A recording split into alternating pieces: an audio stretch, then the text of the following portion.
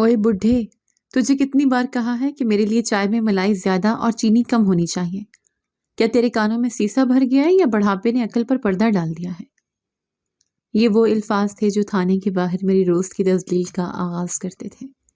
एक कड़ाकेदार आवाज गूंजी और साथ ही धात का गिलास जमीन पर गिरने की छनकार सुनाई दी। मैं जो अभी चाय छान ही रहा था, सहम कर पीछे हटा। सामने खड़ा नया सिपाही गुस्से से लाल पीला हो रहा था। उसकी आंखों में वो तकब्बुर था जो अक्सर वर्दी पहनने के बाद कमजर्फ लोगों में आ जाता है। मैंने कांपते हाथों से जमीन पर गिरा गिलास उठाने की कोशिश की और गुलगेर लहजे में कहा, साहब जी, गलती हो गई, मैं अभी दूसरे बना देता हूँ, आप नाराज ना हो। मगर उसका गुस्सा ठंडा होने का नाम नहीं ले रहा था। उसने आओ देखा न ताओ एक जोरदार लात मेरे ठेले के पाए पर रसीद की, जिसे उबलती हुई चाय का देगचा लड़क गया और गर्म खोलती चाय मेरे पैरों पर आ गिरी। मेरी चीख निकल गई, मगर उस जालिम को रहम ना आया। उसने आगे बढ़कर मेरे गिरेबान में हाथ डाला और मुझे घसीटते हुए ठेले से बाहर सड़क पर ले आया। वो मुझे ऐसे घसीट रहा था जैसे मैं कोई इंसान नहीं बल्कि कूड़े का ढेर हूँ। मेरी सफेद दाढ़ी मिट्टी में अट गई और मेरी आंखों से बेबसी के आंसू बहने लगे। वहां खड़े तमाशाई खामोश थे। कोई भी पुलिस वाले के सामने बोलने की हिम्मत नहीं कर सकता था। मैं दर्द से करा रहा था और दिल ही दिल में अपने रब को पुकार रहा था कि या अल्लाह, क्या इसी दिन के लिए तूने मुझे जिंदा रखा था? इस जिल्लत से तो मौत अच्छी थी। जब उस सिपाही ने मुझे सड़क के बीचों बीच धक्का दिया तो मैं मुंह के बल गिर पड़ा। मेरी आंखों के सामने अंधेरा छाने लगा और उसी अंधेरे में मुझे माजी की वो फिल्म चलती दिखाई देने लगी जब मैं भी सर उठाकर जीता था। मेरा नाम इफ्तिखार है और मैं कभी इतना लाचार नहीं था। मैं एक मेहनत कश मजदूर था और अपनी छोटी सी दुनिया में बादशाह था। मेरी बीवी सकीना मेरी कुल कायनात थी। हम दोनों एक दूसरे के साथ बहुत खुश थे, मगर हमारे आंगन में औलाद का फूल नहीं खिला था। शादी के 10 साल बीत चुके थे। लोग तरह तरह की बातें करते थे। कोई कहता था दूसरी शादी कर लो, कोई तावीज़ गंडों का मशवरा देता, मगर मैंने और सकीना ने अल्लाह की रजा पर सर झुका दिया। हम तहज्जुद में उठ उठ कर रोते और अल्लाह से मांगते। फिर वो मुबारक घड़ी आई जब अल्लाह ने हमारी सुन ली और हमारे घर चांद सा बेटा पैदा हुआ। हमने उसका नाम बिलाल रखा। वो हमारे बढ़ापे की लाठी और अंधेरी जिंदगी का चिराग था। मैंने मजदूरी करके उसे पाला, खुद भूखा रहा, मगर उसे कभी कभी महसूस न होने दी। सकीना तो उस पर जान छिड़कती थी। बिलाल बढ़ता गया और हमारी उम्मीदें भी जवान होती गई। वो पढ़ाई में बहुत होशियार था। 10वीं जमात में उसने पूरे गांव में टॉप किया था। उस दिन मेरा सीना फख्र से चौड़ा हो गया था। मैंने अपनी जमा पूंजी निकाल कर उसे एक कीमती घड़ी तोहफे में दी थी। वो घड़ी उसकी कलाई पर बांधते हुए मैंने कहा था, बेटा, ये वक्त की पाबंदी तुम्हें बड़ा आदमी बनाएगी। वो मुस्कुराया और मेरे गले लग गया। फिर वो मनहूस दिन आया जब उसने शहर जाकर बड़े कॉलेज में दाखिला लेने की ख्वाहिश जाहिर की। मैंने उसकी बेहतरी के लिए उसे इजाज़त दे दी। वो सुबह घर से निकला, दुआएं लेकर रुखसत हुआ, मगर शाम ढल गई, बिलाल वापस ना आया। रात गहरी हो गई, मगर दरवाजे पर दस्तक न हुई। सकीना की हालत गैर होने लगी। मैं दीवारों की तरह कभी बस अड्डे पर जाता तो कभी गांव के चौक पर, मगर मेरा बेटा कहीं न था। अगली सुबह मैं शहर गया, थानों और अस्पतालों की खाक छानी, मगर कोई सुराग न मिला। 3 दिन बाद पुलिस वालों ने मुझे बुलाया और एक लाश की शिनाख्त के लिए मुर्दा खाने ले गए। वो मंजर में मरते दम तक नहीं भूल सकता। वो लाश बुरी तरह मसख हो चुकी थी। चेहरा पहचान में नहीं आ रहा था। गाड़ी के टायरों ने उसे कुचल दिया था, मगर उसकी कलाई पर वही घड़ी थी जो मैंने उसे तोहफे में दी थी। वो घड़ी देखकर मैं वहीं जमीन पर बैठ गया, जैसे मेरी कमर टूट गई हो। मैंने अपने बेटे को खुद अपने हाथों से दफन किया। उसकी कब्र पर मिट्टी डालते हुए लगा जैसे मैं अपनी खुशियां, अपना सुकून और अपनी जिंदगी दफन कर रहा हूँ। सकीना तो ये सदमा बर्दाश्त ही न कर सकी। वो अपना जहनी तवाज़ुन खो बैठी। वो हर वक्त दरवाजे पर बैठी रहती और बिलाल का इंतजार करती रहती। घर में फाके पड़ने लगे। इलाज और कर्जों ने हमें कंगाल कर दिया। मैंने गांव का घर बेच दिया और सकीना को लेकर उस शहर आ गया जहां मेरा बेटा गुम हुआ था। शायद मुझे लगता था कि यहाँ उसकी रूह मेरे आसपास होगी। यहाँ आकर मैंने थाने के सामने चाय का छोटा सा खोखा लगा लिया। تاکہ 2 وقت کی روٹی کما سکوں اور سکینہ کا علاج کرا سکوں۔ اور اب حال یہ تھا کہ اس تھانے کا ایک سپاہی مجھے سرعام رسوا کر رہا تھا۔ میں ماضی کے ان دریچوں سے تب واپس آیا جب مجھے ایک اور ٹھوکر لگی۔ میں سڑک پر بکھرے اپنے کپ اور پلیٹیں سمیٹنے لگا۔ میرے ہاتھ کانپ رہے تھے اور آنسو مٹی میں مل رہے تھے کہ اچانک سڑک پر ایک خوفناک خاموشی چھا گئی۔ گاڑیوں کے پہیے تھم گئے اور سائرن کی آواز گونجی۔ ایک بڑی سیاہ سرکاری گاڑی میرے قریب آ کر رکی۔ اس کے پیچھے پولیس کی 2 اور گاڑیاں تھیں۔ وہی سپاہی جو ابھی مجھ پر شیر ہو رہا تھا فوراً سیدھا ہو کر کھڑا ہو گیا اور سیلوٹ مارنے لگا۔ گاڑی کا دروازہ کھلا اور ایک بھاری بوٹوں والا شخص باہر نکلا۔ اس کی وردی پر لگے ستارے سورج کی روشنی میں چمک رہے تھے۔ وہ کوئی بہت بڑا پولیس افسر لگ رہا تھا۔ اس کا رعب اتنا تھا کہ تھانے کا انچارج بھی بھاگتا ہوا باہر آ گیا۔ میں ڈر گیا کہ شاید اب یہ بڑا افسر بھی مجھے سڑک گھیرنے پر مارے گا۔ میں نے سر جھکا لیا اور جلدی جلدی کرچیاں سمیٹنے لگا کہ اچانک وہ چمکتے بوٹ میرے ہاتھوں کے قریب آ کر رک گئے۔ میرے دل کی دھڑکن رک گئی۔ میں نے سوچا اب کوئی ٹھوکر آئے گی، مگر یہ کیا؟ وہ افسر میرے سامنے جھک گیا۔ اس نے اپنے مضبوط ہاتھوں سے میرے بازو تھامے اور مجھے اوپر اٹھانے لگا۔ میں حیرت سے پتھر کا ہو گیا۔ میں نے ڈرتے ڈرتے نظر اٹھا کر اس افسر کے چہرے کی طرف دیکھا تو میرے پیروں تلے سے زمین نکل گئی۔ میرا کلیجہ منہ کو آ گیا۔ وہ آنکھیں، وہ ماتھا، وہ ناک، وہ تو میرا بلال تھا۔ میری زبان گنگ ہو گئی۔ میں نے کانپتے ہوئے ہاتھ سے اس کے چہرے کو چھوا تو اس کی آنکھوں سے آنسوں کا سیلاب بہہ نکلا۔ اس نے تڑپ کر مجھے گلے لگا لیا اور روتے ہوئے بولا، ابا میں زندہ ہوں، میں آپ کا بلال ہوں۔ یہ منظر دیکھ کر وہاں کھڑا ہر شخص دنگ رہ گیا۔ وہ ظالم سپاہی تو جیسے خوف سے سفید پڑ گیا تھا۔ میں نے بلال کے سینے پر سر رکھ کر جو سکون پایا وہ بیان سے باہر تھا۔ مجھے لگا جیسے مردہ جسم میں جان پڑ گئی ہو۔ میں نے ہچکیوں کے درمیان پوچھا، بیٹا تم تو مر گئے تھے، میں نے تمہیں دفنایا تھا۔ تو وہ بولا، نہیں ابا، میرا ایکسیڈنٹ ہوا تھا، سر پر چوٹ لگی تھی اور میں اپنی یاداشت کھو بیٹھا تھا۔ وہ لاش میری نہیں تھی، وہ کوئی اور تھا جس نے شاید حادثے کے وقت میری گھڑی چڑا لی تھی یا گر گئی تھی۔ مجھے خدا ترس امیر آدمی نے ہسپتال پہنچایا اور میرا علاج کروایا۔ مجھے اپنا نام تک یاد نہیں تھا۔ اس نیک انسان نے مجھے اپنے بیٹے کی طرح پالا، پڑھایا لکھایا اور پولیس افسر بنایا۔ کچھ دن پہلے ایک ملزم کا پیچھا کرتے ہوئے میرے سر پر چوٹ لگی تو مجھے اچانک سب کچھ یاد آ گیا۔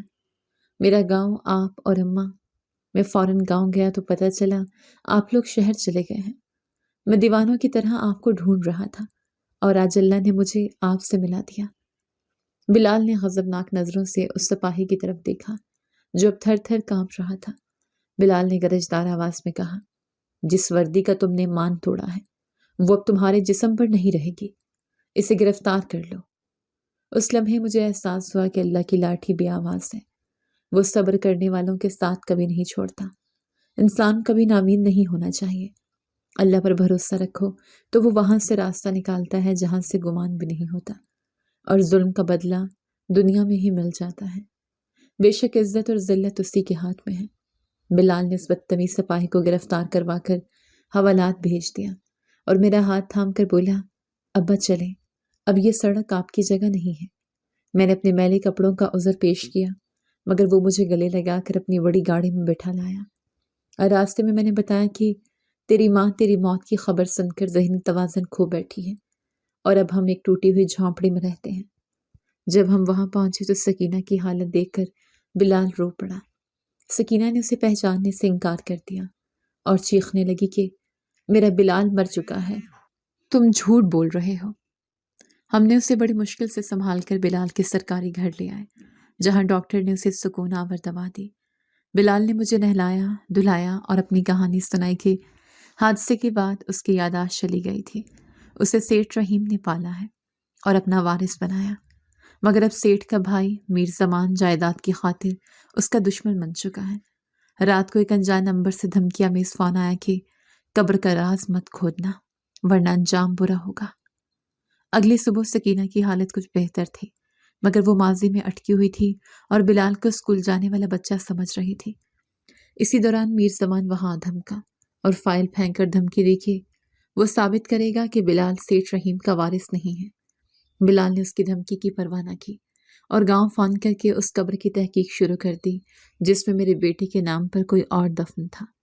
ابھی وہ بات کر ہی رہا تھا کہ اچانک بجلی گئی اور باہر سے گولی چلی جو بلال کے بازو کو چھو کر گزر گئی۔ حملہ آور فرار ہو گیا مگر ایک خط چھوڑ گیا جس پر لکھا تھا قبر مت کھودنا ورنہ اگلی گولی سینے میں لگے گی۔ یہ دیکھ کر میرا دل دہل گیا لیکن بلال کا عزم اور پکا ہو گیا کہ وہ اس راز سے پردہ اٹھا کر رہے گا۔ سچائی کا راستہ کانٹوں سے بھرا ہوتا ہے، باطل ڈرانے کی کوشش کرتا ہے مگر ہمت اور یقین ہی وہ ہتھیار ہے جو ہر مشکل کا مقابلہ کر سکتے ہیں۔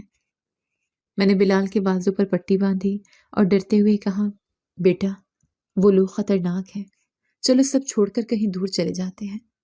مگر بلال نے سختی سے کہا نہیں ابا، اگر آج بھاگ گئے تو وہ ہمیشہ پیچھا کریں گے، ہمیں ابھی گاؤں جا کر منشی سے سچ اگلوانا ہوگا۔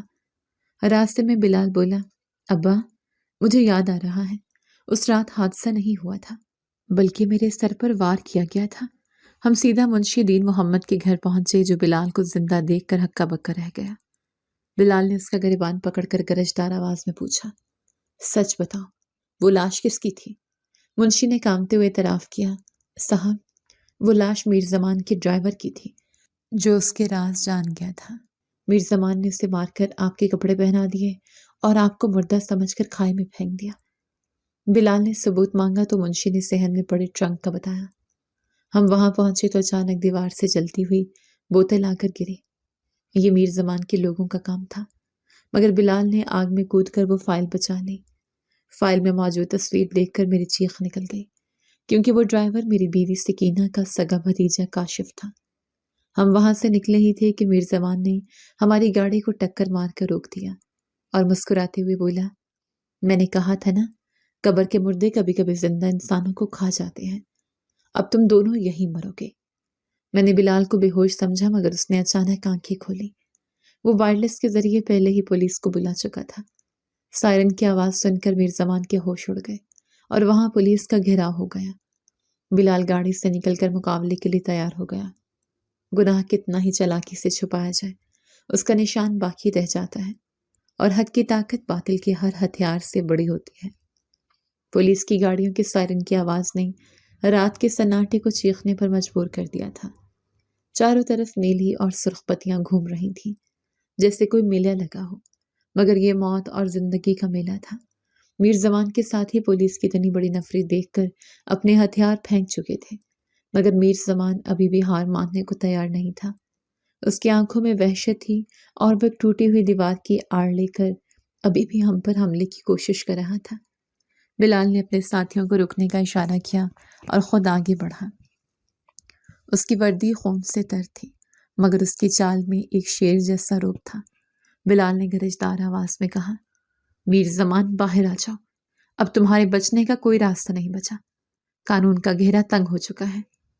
میر زمان نے کہکا لگایا اور دیوار کے پیچھے سے چیخا بھتیجے تم مجھے گرفتار کر کے بھی کچھ نہیں کر پاؤ گے، میرے ہاتھ بہت لمبے ہیں، میں تمہیں اور تیرے اس بڈھے باپ کو عدالتوں میں لاؤں گا۔ مگر تبھی بلال نے ایک ایسی پھرتی دکھائی کہ پلک جھپکتے ہی وہ دیوار پھاند کر میر زمان کے سر پر پہنچ گیا۔ میر زمان نے بندوق اٹھانے کی کوشش کی مگر بلال نے اس کے ہاتھ پر ایک زوردار وار کیا جس سے وہ آہنی آلہ دور جا گرا اور اگلے ہی لمحے بلال نے میر زمان کو زمین پر دبوچ لیا تھا۔ میں گاڑی کی سیٹ سے یہ منظر دیکھ رہا تھا، میرا دل اللہ کا شکر ادا کر رہا تھا۔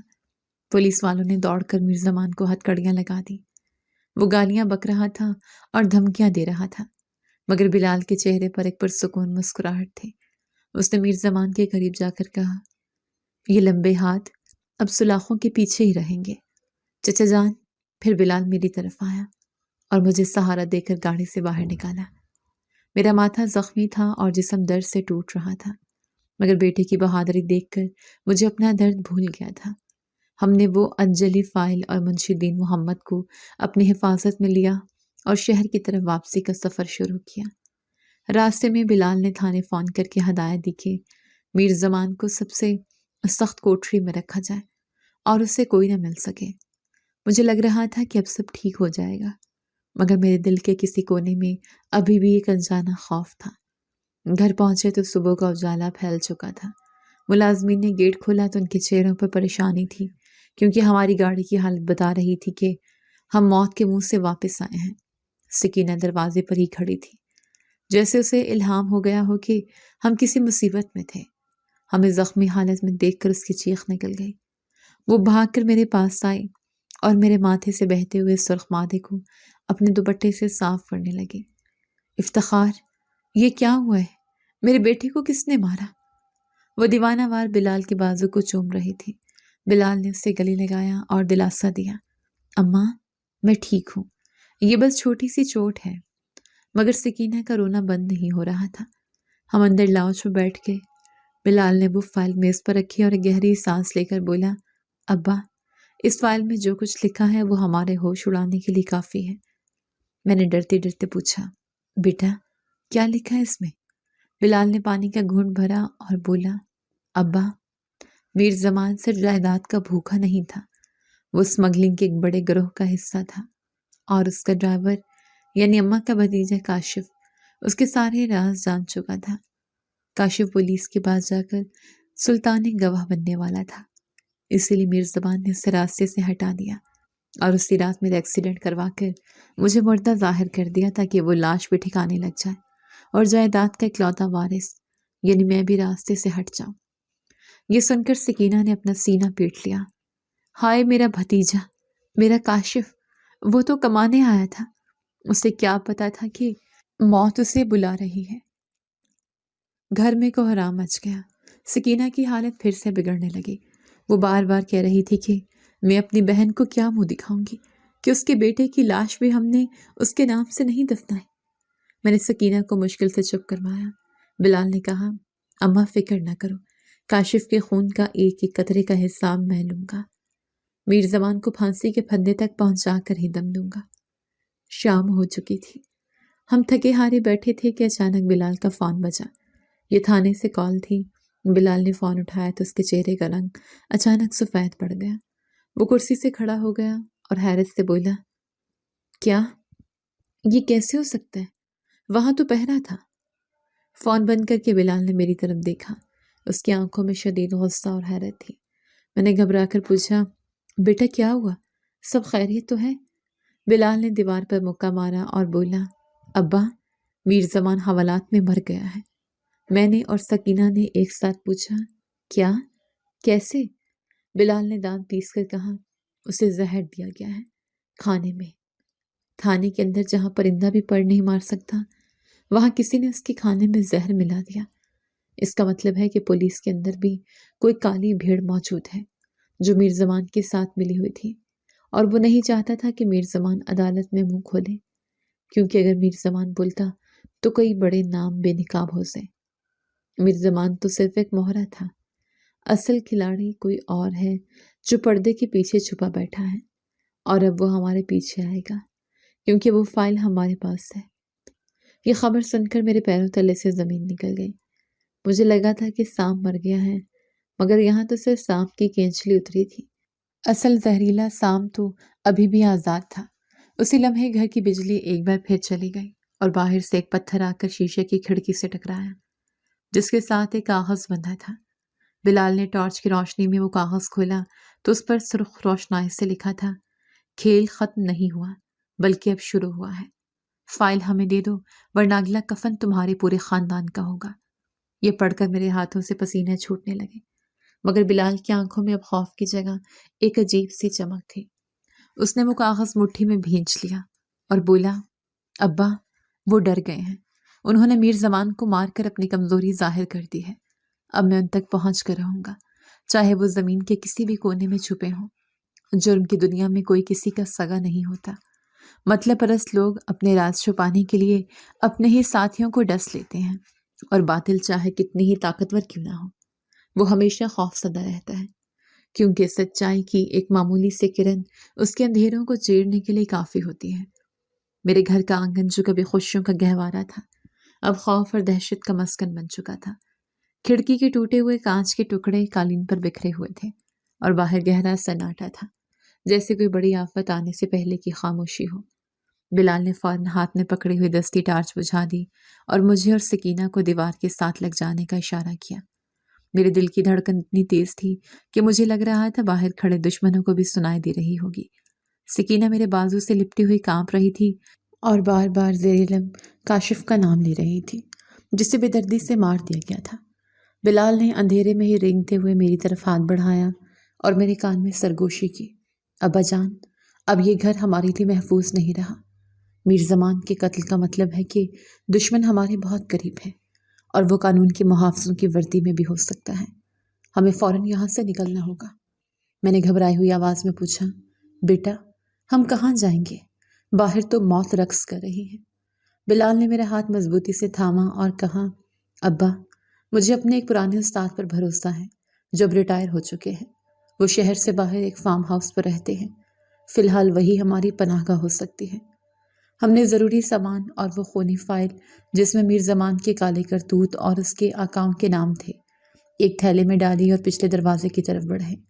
بلال نے اپنی بڑی سرکاری گاڑی کے بجائے گھر کے ایک پرانے ملازم کی چھوٹی گاڑی کی چابی اٹھائی تاکہ کسی کو شک نہ ہو کہ ہم فرار ہو رہے ہیں۔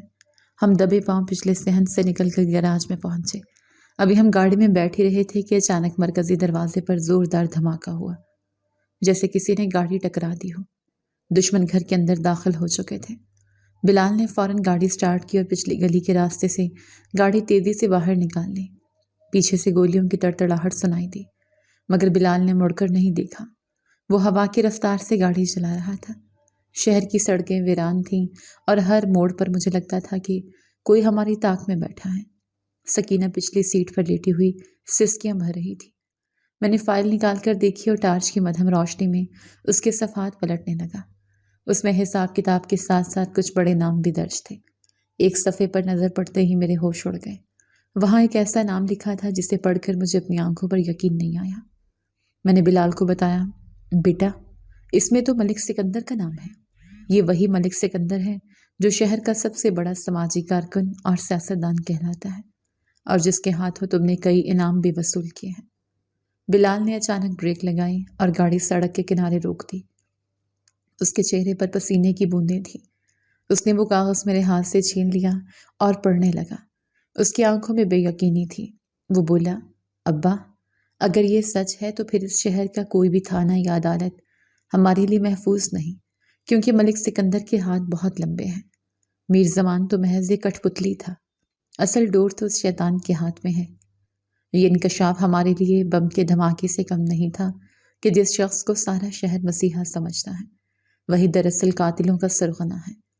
بلال نے غصے سے اسٹیئرنگ پر مکہ مارا اور کہا، ابا اب جنگ صرف جان بچانے کی نہیں بلکہ اس ملک کی اس ناسور سے پاک کرنے کی ہے، مگر اس کے لیے ہمیں زندہ رہنا ہوگا۔ ہم دوبارہ سفر پر روانہ ہوئے اور شہر کی حدود سے نکل کر کچے راستوں پر چل پڑے۔ تقریباً 2 گھنٹے کی مسافت کے بعد ہم ایک ویران جگہ پر بنے ہوئے چھوٹے سے مکان کے سامنے رکے۔ یہ بلال کے استاد کا گھر تھا۔ وہ ایک نیک اور اصول پسند انسان تھے۔ انہوں نے ہمیں دیکھ کر کوئی سوال نہیں کیا بلکہ فوراً اندر بلا لیا۔ ہمیں وہاں تھوڑا سکون ملا۔ سکینہ کو دوا دے کر سلایا گیا۔ بلال اور میں وہیں صحن میں بیٹھ گئے۔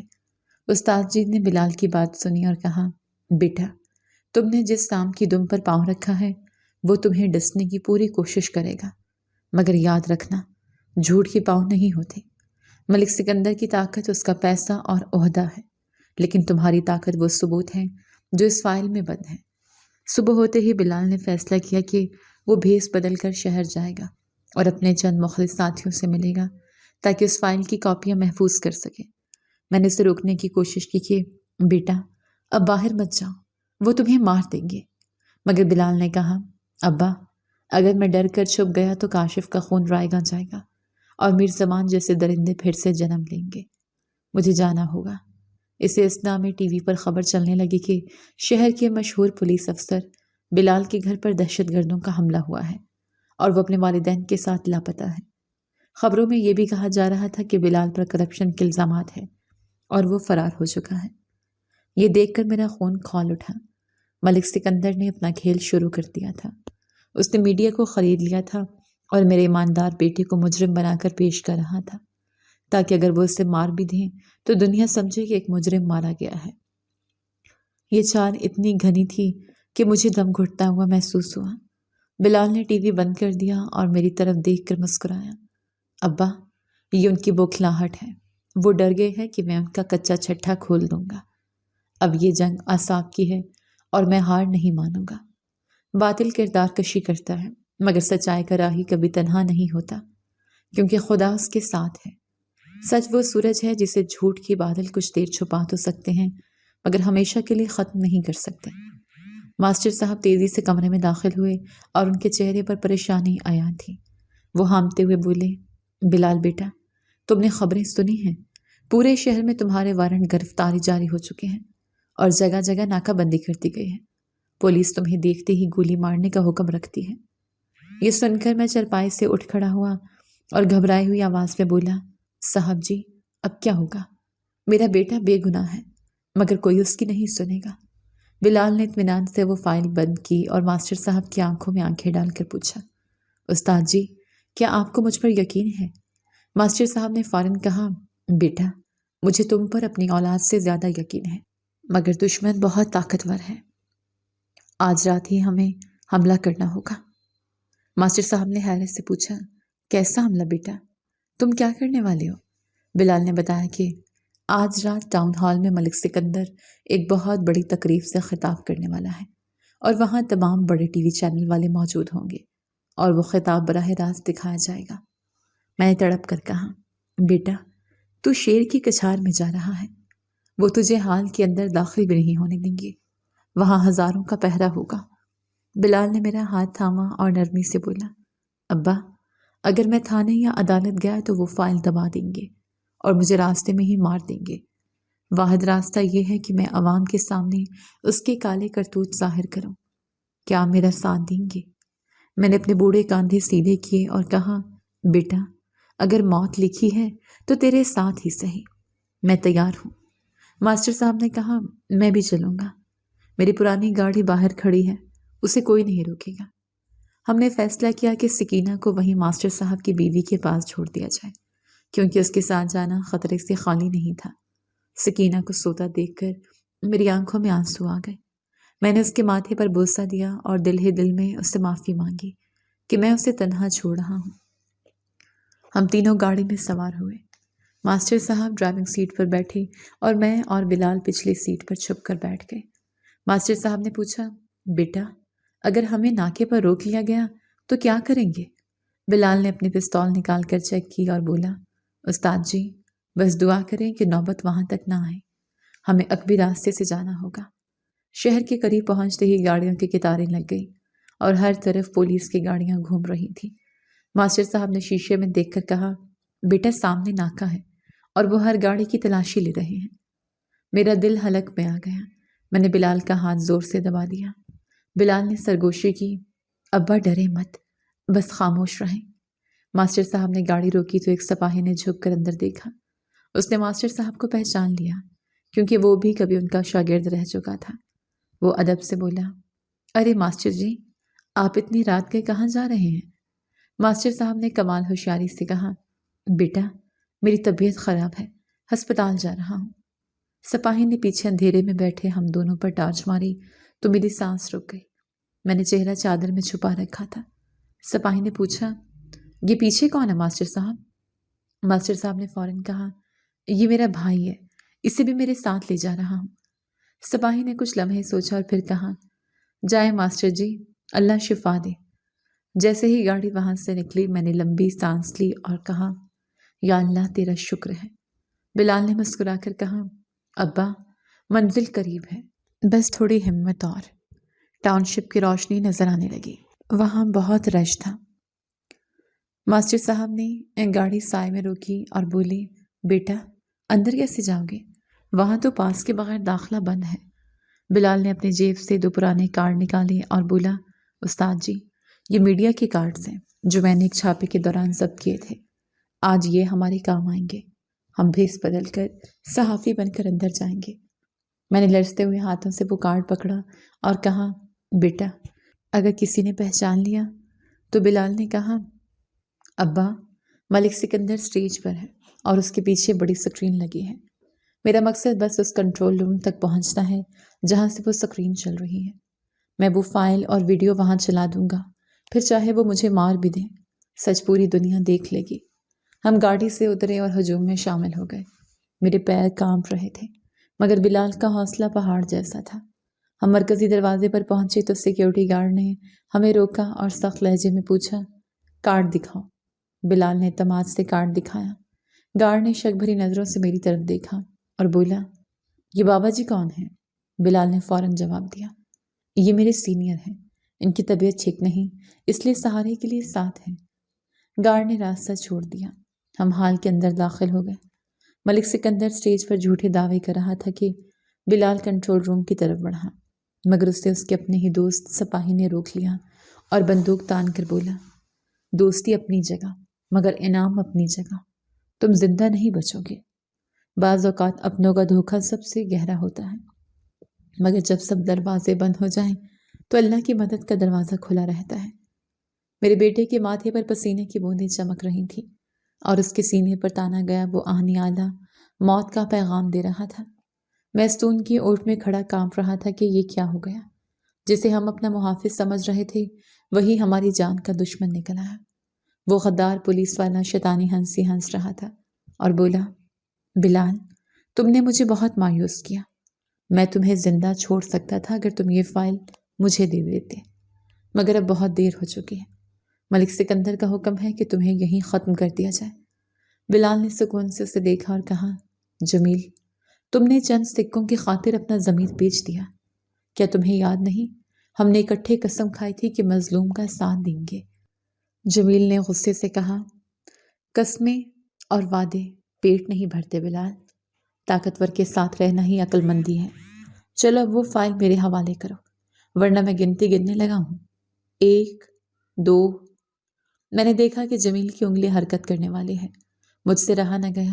میں نے اپنی بوڑھی ہڈیوں کی پرواہ کیے بغیر پاس پڑا ایک بھاری لوہے کا سٹینڈ اٹھایا اور پوری قوت سے جمیل کے سر پر دے مارا۔ وہ چیخ مار کر لڑکھڑایا اور اس کے ہاتھ سے وہ آلہ گر گیا۔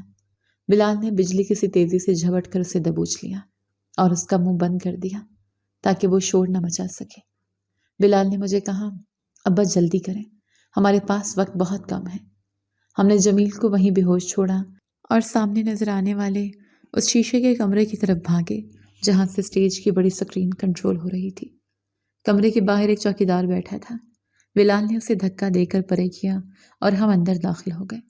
اندر موجود 2 آپریٹرز ہمیں دیکھ کر ڈر گئے۔ بلال نے گرجدار آواز میں کہا، اگر اپنی جان پیاری ہے تو خاموش رہو، اور یہ چھوٹی سی ڈیوائس اس بڑی سکرین پر چلا۔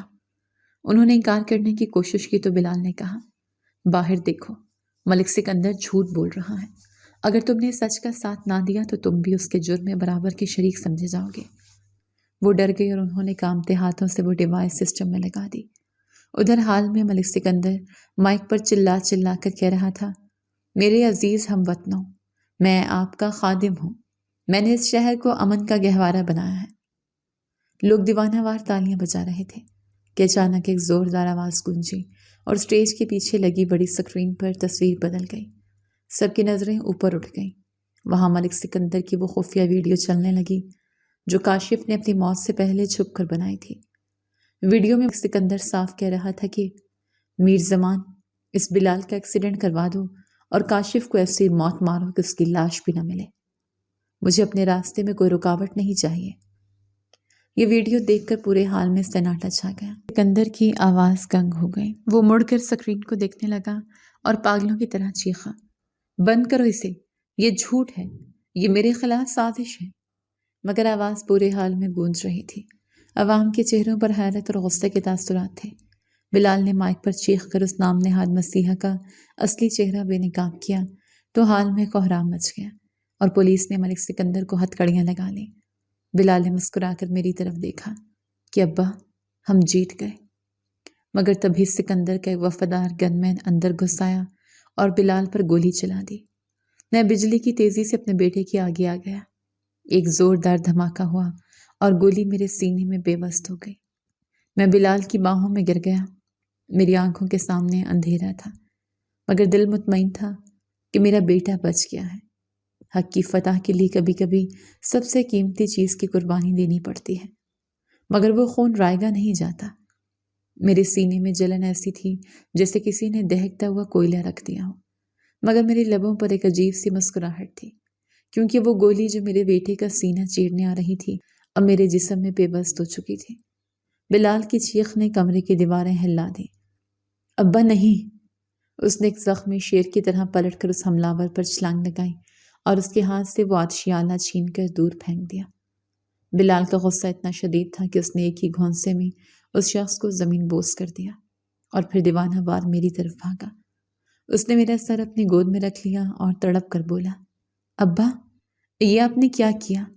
میری جان بچانے کے لیے اپنی جان داؤ پر لگا دی۔ میں نے کانپتے ہوئے ہاتھ سے اس کے آنسو پونچھے اور ٹوٹتی ہوئی سانسوں کے ساتھ کہا، بیٹا باپ تو ہوتا ہی ڈھال ہے، اگر تجھے کچھ ہو جاتا تو میں جی کر کیا کرتا؟ آج میں نے اپنا فرض چکا دیا۔ بلال رو رہا تھا اور بار بار کہہ رہا تھا، ابا آنکھیں مت بند کریں، میں آپ کو کچھ نہیں ہونے دوں گا۔ اسی لمحے کمرے کا دروازہ کھلا اور پولیس کے مزید دستے اندر داخل ہوئے۔ انہوں نے اس حملہ آور کو گرفتار کر لیا۔ باہر حال میں شور مچ گیا۔ ملک سکندر کو ہتھکڑیاں لگ چکی تھیں اور وہ ذلیل ہو کر سر جھکائے کھڑا تھا، مگر بلال کو اب اس کی کوئی پرواہ نہیں تھی۔ وہ چیخ رہا تھا، جلدی کرو، گاڑی لاؤ، میرے باپ کی سانسیں اکھڑ رہی ہیں۔ پولیس والوں نے جلدی سے مجھے اسٹریچر پر ڈالا اور باہر کی طرف بھاگے۔ ہجوم نے راستہ چھوڑ دیا۔ ہر کوئی حیرت سے دیکھ رہا تھا کہ وہ افسر جس نے ابھی ابھی شہر کے سب سے بڑے مجرم کو بے نقاب کیا ہے، وہ ایک بوڑھے کو گود میں اٹھائے پاگلوں کی طرح بھاگ رہا ہے۔ مجھے گاڑی میں لٹایا گیا۔ بلال میرا ہاتھ تھامے بیٹھا تھا اور مسلسل دعائیں مانگ رہا تھا۔ اس کی وردی میرے خون سے تر تھی۔ گاڑی سائرن بجاتی ہوئی حواس سے باتیں کر رہی تھی۔ میں نے مدھم ہوتی آواز میں کہا، بیٹا تیری ماں سکینہ کو مت بتانا ورنہ وہ مر جائے گی۔ بلال نے سسکتے ہوئے کہا، ابا آپ کو کچھ نہیں ہوگا، ہم بس شفا خانے پہنچنے والے ہیں۔ راستے میں مجھے وہ پرانا وقت یاد آنے لگا جب بلال چھوٹا تھا اور اسے بخار ہوتا تھا تو میں ساری رات اسے گود میں اٹھائے ٹہلتا رہتا تھا۔ آج وہی بیٹا مجھے گود میں لیے بیٹھا تھا۔ میری آنکھوں کے سامنے اندھیرا چھانے لگا اور کانوں میں بلال کی آواز دور ہوتی گئی، ابا ہوش میں رہیں، ابا جاگتے رہیں۔ پھر مجھے کچھ ہوش نہ رہا کہ کب ہم وہاں پہنچے اور کب مجھے ڈاکٹروں نے گھیر لیا۔ بس اتنا یاد ہے کہ بلال ڈاکٹروں کے پیروں میں گر کر کہہ رہا تھا، میرے باپ کو بچا لو، چاہے میری جان لے لو، مگر میرے سر کا سایہ مت چھیننا۔ اس کے بعد گہرا سناٹا چھا گیا۔ کئی گھنٹے یا شاید کئی دن میں اس اندھیرے میں رہا جہاں زندگی اور موت کی جنگ لڑی جاتی ہے۔ خواب میں مجھے میرا مرا ہوا بھتیجا کاشف نظر آیا جو مسکرا رہا تھا اور کہہ رہا تھا، چچا جان آپ نے میرا بدلہ لے لیا، اب آپ واپس جائیں، بلال کو آپ کی ضرورت ہے۔ اچانک میری آنکھ کھلی تو میں نے خود کو ایک سفید بستر پر پایا۔ میرے ارد گرد مشینوں کی آوازیں تھیں اور میرے ہاتھ پر کسی کا گرم ہاتھ تھا۔ میں نے دھندلی نظروں سے دیکھا تو وہ بلال تھا جو سر جھکائے میری چرپائی کے ساتھ بیٹھا تھا۔ اس کی آنکھیں سوجی ہوئی تھیں اور چہرہ مرجھایا ہوا تھا، شاید وہ کئی راتوں سے سویا نہیں تھا۔ میں نے خشک ہونٹوں کو حرکت دی اور مدھم آواز میں پکارا، بلال۔ اس نے فوراً سر اٹھایا اور مجھے ہوش میں دیکھ کر اس کے چہرے پر ایسی خوشی آئی جیسے اسے دنیا کی دولت مل گئی ہو۔ وہ میرے سینے سے لگ گیا اور بچوں کی طرح رونے لگا۔ ابا شکر ہے آپ واپس آ گئے، اللہ نے میری سن لی۔ میں نے اس کے سر پر ہاتھ پھیرا اور کہا، پگلے میں تجھے چھوڑ کر کیسے جا سکتا تھا، ابھی تو مجھے تیرے سر پر صحرا دیکھنا ہے۔ کمرے میں موجود نرس نے مسکرا کر کہا، بابا جی آپ کا بیٹا تو آپ کے لیے اپنی جان دینے کو تیار تھا۔ ایسی محبت میں نے آج تک نہیں دیکھی۔ دنیا کے سارے رشتے مطلب کے ہو سکتے ہیں، مگر ماں باپ اور اولاد کا رشتہ ایسا ہے جہاں جان کی بازی لگانا بھی سودا سستا لگتا ہے۔ والدین وہ گھنی چھاؤں ہیں جو خود دھوپ میں جل کر اولاد کو سکون دیتے ہیں، اور اولاد کی محبت وہ طاقت ہے جو موت کے منہ سے بھی زندگی چھین لاتی ہے۔ میں نے ہسپتال کے بستر پر کروٹ لی تو میرے سینے میں ایک ٹیس سی اٹھی، مگر یہ درد اس سکون سے کم تھا جو میرے بیٹے کے چہرے پر دیکھ کر مل رہا تھا۔ بلال نے چمچ سے مجھے یخنی پلاتے ہوئے کہا، ابا ڈاکٹر صاحب نے کہا ہے کہ گولی دل کے قریب سے گزر گئی تھی۔ اگر تھوڑی سی اور نیچے ہوتی تو شاید وہ جملہ مکمل نہ کر سکا اور اس کی آواز بھر آ گئی۔ میں نے اس کا ہاتھ تھام لیا اور کمزور لہجے میں پوچھا، بیٹا تیری ماں سکینہ کہاں ہے؟ اسے پتہ تو نہیں چلا؟ بلال نے نظریں جھکا لیں اور بولا، ابا وہ باہر برآمدے میں بیٹھی ہیں، میں اسے ماسٹر صاحب کے گھر سے لے آیا ہوں، اسے سب پتہ چل گیا ہے۔ میں نے کہا، اسے اندر بلاؤ۔ جیسے ہی دروازہ کھلا سکینہ آندھی کی طرح دوڑتے ہوئے اندر آئی اور میرے سینے سے لگ کر بیان کرنے لگی، ہائے افتخار، تجھے یہ کیا ہو گیا؟ تو نے مجھے کیوں نہیں بتایا کہ تو موت کے منہ میں جا رہا ہے؟ میں نے اس کے سر پر ہاتھ رکھا اور مسکرا کر کہا، دیکھ سکینہ، میں زندہ ہوں اور ہمارا بیٹا بھی سلامت ہے۔ یہ زخم تو تمغہ ہے اس جنگ کا جو ہم نے اپنے بیٹے کے لیے لڑی ہے۔ سکینہ نے روتے ہوئے میرے پٹھیوں والے سینے کو چوما اور بلال کی طرف دیکھ کر بولی، تیرا باپ بہت ضدی ہے، ہمیشہ اپنی منواتا ہے۔ ہم تینوں کی آنکھوں میں آنسو تھے، مگر یہ خوشی کے آنسو تھے۔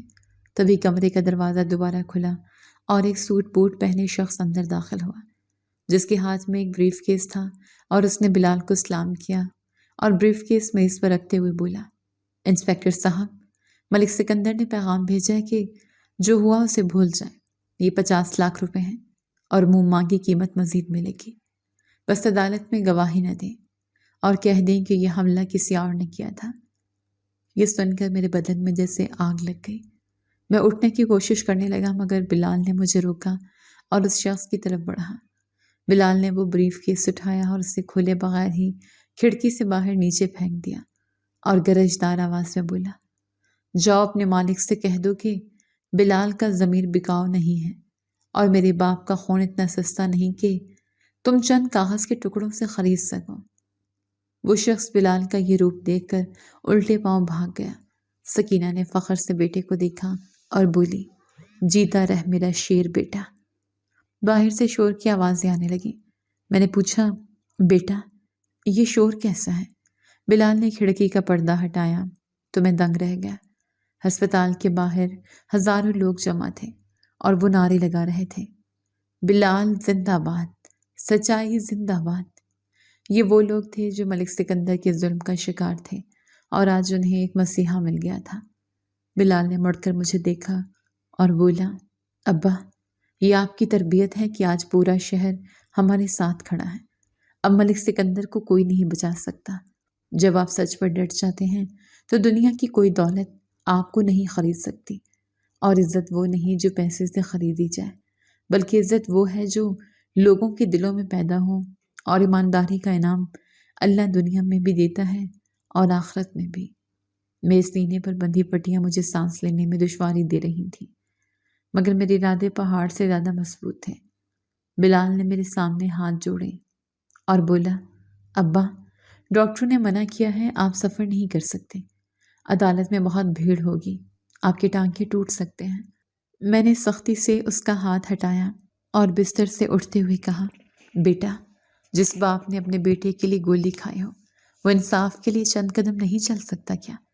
آج فیصلے کا دن ہے اور میں اس ملک سکندر کو اپنی آنکھوں کے سامنے ذلیل ہوتے دیکھنا چاہتا ہوں۔ میری ضد کے آگے بلال اور سکینہ کو جھکنا پڑا۔ ہم عدالت کی طرف روانہ ہوئے جہاں تل دھرنے کی جگہ نہیں تھی۔ باہر عوام کا جم غفیر تھا جو بلال کے حق میں نعرے لگا رہا تھا۔ ہم بمشکل کمرے کے اندر داخل ہوئے تو سامنے کٹہرے میں ملک سکندر کھڑا تھا۔ اس کے چہرے پر ابھی بھی وہی فرعونی مسکراہٹ تھی، جیسے وہ یقین رکھتا ہو کہ اس کی دولت اسے بچا لے گی۔ اس کے ساتھ شہر کا سب سے مہنگا وکیل کھڑا تھا، جس نے کارروائی شروع ہوتے ہی بلال پر الزامات کی بوچھاڑ کر دی۔ وکیل نے بلند آواز میں کہا، جناب منصف، یہ شخص جو وردی پہنے کھڑا ہے یہ جھوٹا ہے۔ اس کا نام بلال نہیں، یہ کوئی بہروپیہ ہے جو افتخار نامی اس بوڑھے کی جائیداد اور ہمدردی حاصل کرنے کے لیے بیٹا بنا پھرتا ہے۔ اصل بلال تو سالوں پہلے مر چکا تھا۔ یہ سن کر عدالت میں سناٹا چھا گیا۔ بلال غصے سے مٹھیاں بھینچ رہا تھا۔ سکینہ نے تڑپ کر کہا، جھوٹ مت بولو، یہ میرا خون ہے، میرا بیٹا ہے۔ وکیل نے طنز ہنسی ہنسی اور بولا، بی بی جذبات سے قانون نہیں چلتا، کیا آپ کے پاس کوئی ثبوت ہے کہ یہ وہی لڑکا ہے؟ یہ سن کر ملک سکندر نے کہکا لگایا اور بولا، دیکھا، میں نے کہا تھا نا یہ سب ڈرامہ ہے، مجھے رہا کیا جائے۔ یہ تماشا اب برداشت سے باہر ہو رہا تھا۔ میں اپنے درد کی پرواہ کیے بغیر اپنی جگہ سے کھڑا ہو گیا اور لرزتی ہوئی آواز میں پکارا، جناب والا، میں ثبوت دوں گا۔ سب کی نظریں میری طرف مڑ گئیں۔ منصف نے مجھے بولنے کی اجازت دی۔ میں آہستہ آہستہ چلتا ہوا کٹہرے تک پہنچا اور اپنی قمیص کی بٹن کھول کر وہ تازہ زخم دکھایا جو ابھی بھرا نہیں تھا۔ میں نے کہا، جناب، یہ گولی جو میرے سینے میں لگی ہے، یہ اس بات کا ثبوت ہے کہ یہ میرا بیٹا ہے، کیونکہ کوئی بھی بہروپیہ کسی اجنبی کے لیے جان نہیں دیتا، اور نہ ہی کوئی باپ کسی غیر کے لیے گولی کھاتا ہے۔ اور رہی بات پہچان کی، تو میں نے جیب سے وہ پرانی گھڑی نکالی جو بلال کے حادثے کے وقت اس کی کلائی پر تھی اور اب بھی ٹوٹی ہوئی حالت میں میرے پاس محفوظ تھی۔ میں نے وہ گھڑی اوپر اٹھائی اور بلال کی طرف دیکھا جس کی آنکھوں سے آنسو جاری تھے۔ میں نے کہا، یہ گھڑی میں نے اسے میٹرک پاس کرنے پر دی تھی اور آج بھی اس کے ہاتھ پر اس کے نشان موجود ہیں۔ اگر یہ ثبوت کافی نہیں تو میرا خون حاضر ہے، ابھی اسی وقت میرا اور اس کا خون ملا کر دیکھ لیں، رنگ بھی ایک ہوگا اور جوش بھی۔ یہ سن کر پورا کمرہ جذباتی ہو گیا۔ منصف نے ملک سکندر کی طرف دیکھا جس کے چہرے سے ہوائیں اڑ چکی تھیں۔ تبھی بلال نے ایک اور وار کیا اور بولا، جناب، میرے پاس ایک اور گواہ بھی ہے جو اس عدالت کو ہلا کر رکھ دے گا۔ دروازہ کھلا اور ویل چیئر پر ایک شخص کو لایا گیا جسے دیکھ کر ملک سکندر کے منہ سے بے اختیار چیخ نکل گئی، نہیں، یہ نہیں ہو سکتا، یہ تو مر چکا تھا۔ یہ شخص کوئی اور نہیں بلکہ ملک سکندر کا اپنا پرانا منشی تھا جسے اس نے مروانے کی کوشش کی تھی مگر وہ بچ گیا تھا، اور آج وہ اس کے تابوت میں آخری کیل ٹھونکنے آیا تھا۔ منشی نے کامتی انگلی اٹھا کر ملک سکندر کی طرف اشارہ کیا اور بولا، یہی ہے وہ شیطان جس نے بلال کو مارنے اور اس کے خاندان کو برباد کرنے کا حکم دیا تھا۔ اب ملک سکندر دیوار سے لگ چکا تھا اور اس کی آنکھوں میں مجھے اپنی موت کا خوف صاف دکھائی دے رہا تھا۔ جھوٹ کے پاؤں نہیں ہوتے، وہ کچھ دیر کے لیے سچ کو دبا تو سکتا ہے مگر مٹا نہیں سکتا، اور جب قدرت انصاف کرنے پر آتی ہے تو مردے بھی گواہی دینے کے لیے اٹھ کھڑے ہوتے ہیں۔ ظالم کی رستی دراز ضرور ہے مگر جب کھینچتی ہے تو اسے سنبھالنے کا موقع بھی نہیں ملتا۔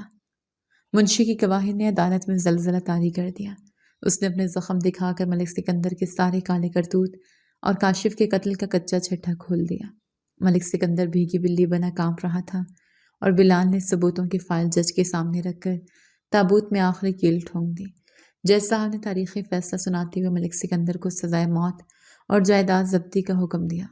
وہ قدموں میں گر کر بھیک مانگنے لگا مگر بلال نے اسے دھتکار دیا کہ ظالم رحم کا حقدار نہیں ہوتا۔ باہر عوام نے جشن منایا اور ہم سر اٹھا کر گھر لوٹے۔ ماسٹر صاحب نے مبارکباد دی تو میں نے بلال کی شادی کی بات چھڑ دی۔ سکینہ نے جھٹ سے ماسٹر صاحب کی بیٹی زینب کا رشتہ مانگ لیا جس پر سب راضی ہو گئے۔ گھر میں ڈھولک کی تھاپ اور خوشیوں نے ڈیرے ڈال لیے اور ہمارے دکھوں کا بداوا ہو گیا۔ میری کہانی سے یہ سبق ملتا ہے کہ اس ظلم کی رات چاہے جتنی بھی طویل ہو، سچ کا سویرا ضرور ہوتا ہے، اور صبر کرنے والوں کا دامن اللہ دنیا اور آخرت دونوں میں خوشیوں سے بھر دیتا ہے۔